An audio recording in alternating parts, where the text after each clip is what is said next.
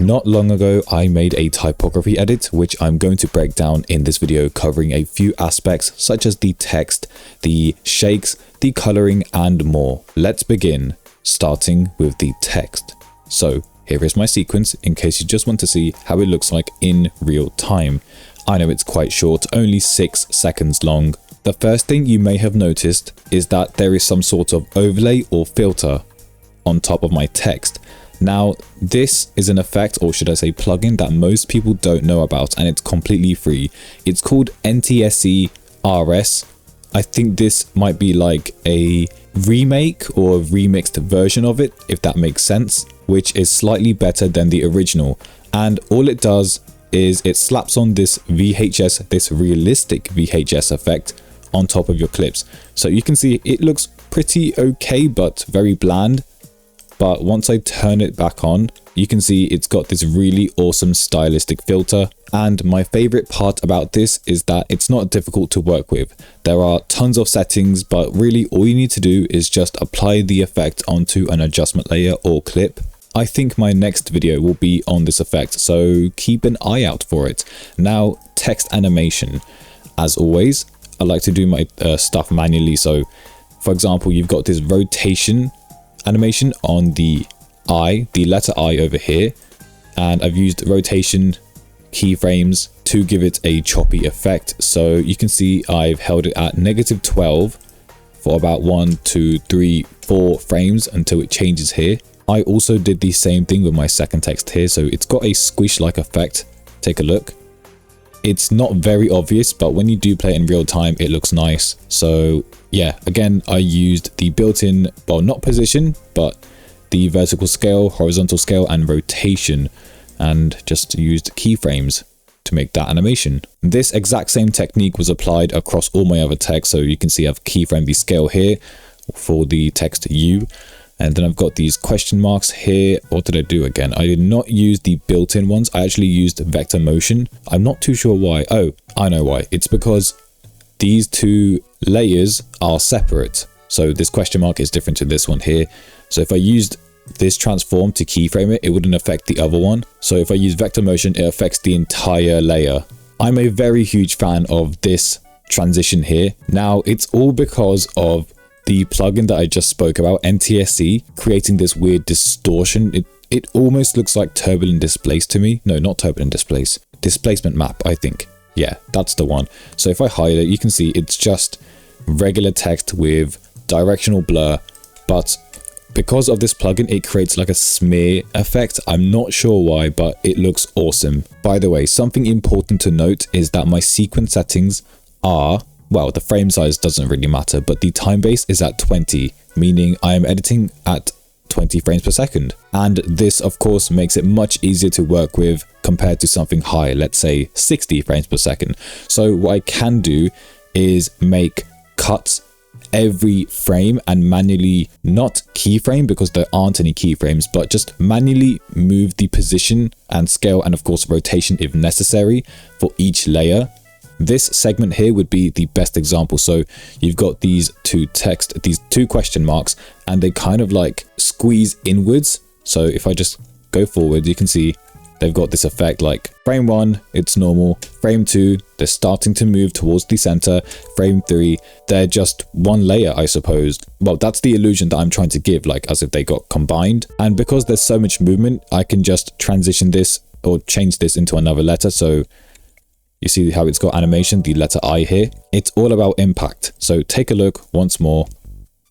Do you see that? It's barely noticeable. Sometimes as an alternative, for example, for this text here, so wanna know, I used the transform effect.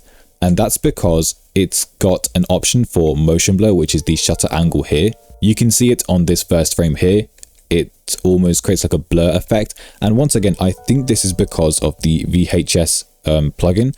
So if I hide that, you can see the blur is visible, but when I turn it back on, it's got this smear effect. And I think that just looks awesome, honestly. The same goes with this part here with the rotation. So I keyframed the rotation from 0 to I think 3. And again, it sort of hides that motion blur around the edges and creates a smear instead. Like it's all just a single color. But yeah, that's pretty much all I did for text. I suppose there is some here, and well, it's quite easy to understand. I've got multiple layers here, manually keyframed. As I said before, I use the built-in rotation, so I don't know why these are on hold. There's no point since there's a 1 frame gap, but if they were longer, for example, let's say 5 or 6 frames, then sure, I could move it every 2 frames instead. Let's now talk about shakes.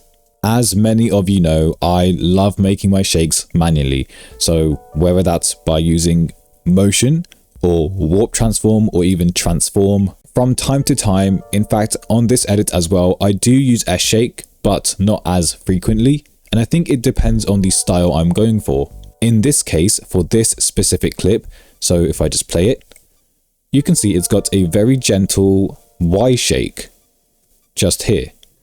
So I made this using warp transform 2 effects. So I think the first one is for the scale in, and then what I wanted to do was add the gentle like Y shake. So I used Shift XY to just move the values, the first one here and also the second one. So you can see it kind of moves down, then up, and then back to its original value. And you can also see it with rotate, even though it's not as obvious. When you make shakes manually, it's a matter of trial and error. It's not going to look perfect immediately. Since it's all being done manually, there's no S shake where you can just keyframe it from 1 to 0 and done. The reason why I choose to go manual is because I have more freedom over my shake. With S shake, I personally find it, how should I say it, inconvenient, because I've got the shake in my head, but the settings just won't follow my vision, if that makes sense. So yeah, warp transform is the way. I also did use some, I think, what's it called again? A skew shake. So yeah, is it called skew or shear? I'm not too sure. Here it says shear X and shear Y. I could have sworn that was called skew. I named one of my presets skew as well. Skew? Wait, is it skew? I don't know. But skew shakes are basically like, how should I explain this? A skew shake is like grabbing a clip from the corners and pulling it opposite direction. So here you can see it's, just imagine it's pulling it from the bottom left, like towards the left, and then the top right is pulling it towards the right. Do you see it? Sorry, I'm very bad at explaining, but you can see, yeah, so that's that. What I just said applies to this frame, and then the opposite has been done to the second. So the other way around, left, right, and then back to normal. I'm still learning how to make skew shakes. Yeah, they look awesome. You can make those like bubble, no, not bubble. What am I saying? Those distort like soft edits, if that makes sense. I don't know why I'm just saying words. It's similar to jug, but it's not jug. I don't know what to call it. I think I used S shake for this clip here, this one, and that's because I was too lazy to make it manually. So I've got S shake here with just a simple keyframe, so 2 to 0 at the end, and these are my settings. It's really nothing. It's just a gentle shake, nothing too special. This doesn't count as a shake, does it? There's no shake here, just scale and then rotate. But this one here does count as a shake. I think I did this one manually. Yep, warp transform. As I said before, it's a matter of trial and error. I did not get this right the first time, the second time, the third time, and so on. This took a while. And yes, I purposely did not use any reflection around the edges because it gives a sense of depth almost. You can really feel the shake. In fact, what I'm going to do is do a comparison. So before, which is awesome. Now, if I turn on the reflection down here, so from no to reflect, and then play it, well, for some reason, you can still see it. I'm not too sure why. Oh, that's why, because I used blur motion to add manual motion blur. And these edges also need to have reflect. So let me just do that really quickly. And already you can see, if it all plays, sorry about the lag, there is very little impact. Where's the shake? I can't even see it anymore. So if you're making a shake and feel no impact, just think about it. Do you need to turn on the reflection or not? Because if you don't, you'll get something that looks like this instead. What else do I talk about? Coloring, maybe?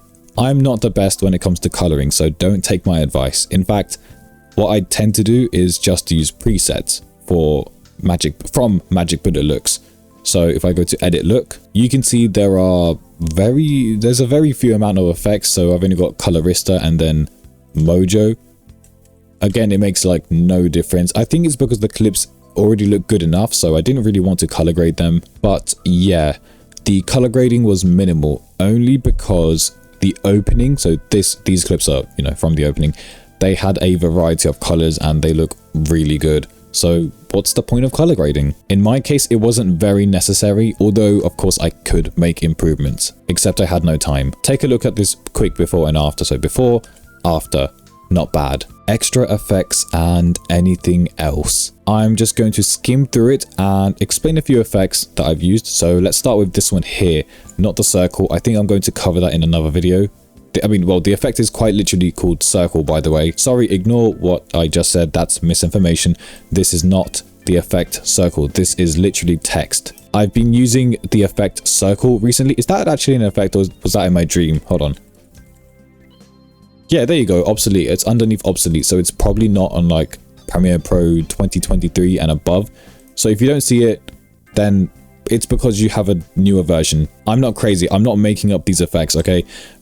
Yeah, usually I use that effect for these kind of like transitions, but here I've just used, well, letters. Anyways, back to the effect. So you see this like slice effect.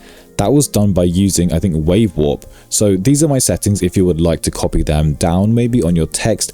And if you want to, you know, replicate this slice. Wave Warp is truly a unique effect. I forgot what the other one was called. There was another one, but these effects are just amazing. You can use them in many ways. Motion blur. Okay, this is funny because of course, you know, Premiere Pro doesn't have built-in motion blur. And well, I don't really like using motion blur unless it's for like, you know, text and one framers and, you know, all, you know, small things like that. But I don't really like using motion blur across my entire edit. I like to apply it to very specific frames to create illusions of like, well, motion, I suppose. So in this case, I used S blur motion, which is Sapphire blur motion, to create this motion blur. So this single frame makes it look like it's scaling in at a very fast pace towards the right side of the clip. So yeah, that works really well with my scale, which I showed you earlier. Now, I know I already covered text, but I forgot to talk about these ones here, even though the same methods apply with the keyframing.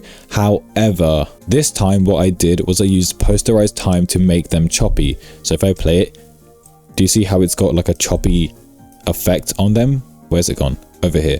So yeah, posterized time, cut it down to 8 frames, and I've used quite a few effects. So turbulent displace, for example, to create that distortion.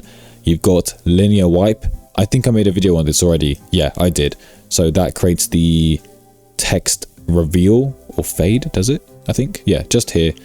And then camera blur, which honestly, for some reason, this effect is quite heavy. It makes my sequence lag, but I use it anyway. I think it looks slightly better than Gaussian blur or fast blur.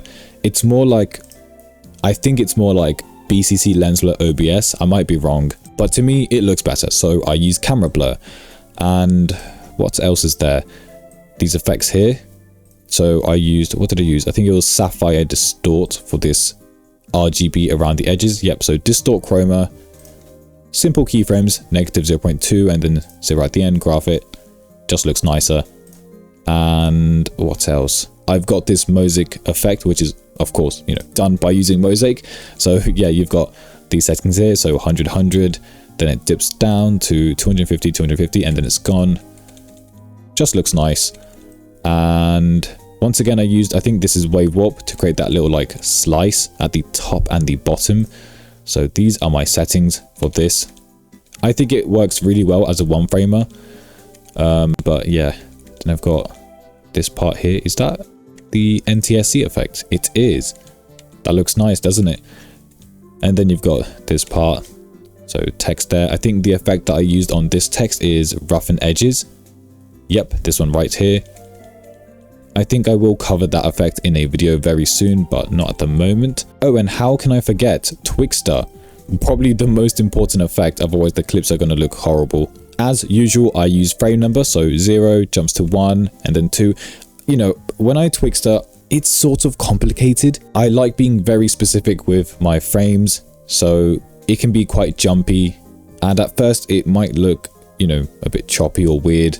But once you add the effects on afterwards, it looks fine because that's pretty much how I visioned it. So you see how it looks a bit too quick here.